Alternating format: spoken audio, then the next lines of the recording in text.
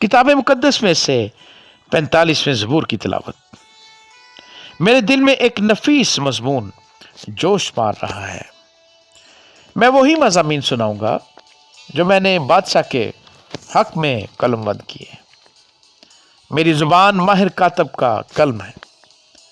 تو بنی آدم میں سب سے حسین ہے، تیرے ہونٹوں میں لطافت بھری ہے، اس لیے خدا نے تجھے ہمیشہ کے لیے مبارک کیا۔ اے زبردست، تو اپنی تلوار کو جو تیری حشمت و شوکت ہے اپنی کمر سے حمائل کر، اور سچائی اور علم اور صداقت کی خاطر اپنی شان و شوکت میں اقبال مندی سے سوار ہو، اور تیرا داہنا ہاتھ تجھے محیب کام دکھائے گا۔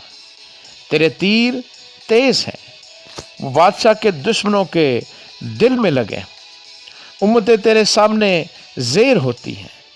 اے خدا، تیرا تخت عبدالآباد ہے، تیری سلطنت کا عصا راستی کا عصا ہے۔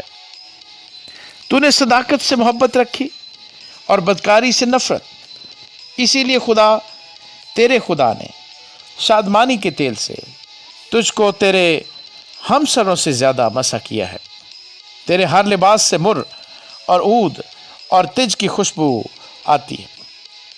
ہاتھی دانت کے محلوں میں تاردار سازوں نے تجھے خوش کیا ہے۔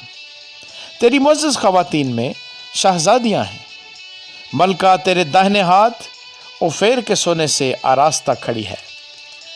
اے بیٹی سن، غور کر اور کان لگا، اپنی قوم اور اپنے بادشاہ کے گھر کو بھول جا، اور بادشاہ تیرے حسن کا مشتاق ہوگا، کیونکہ وہ تیرا خداوند ہے۔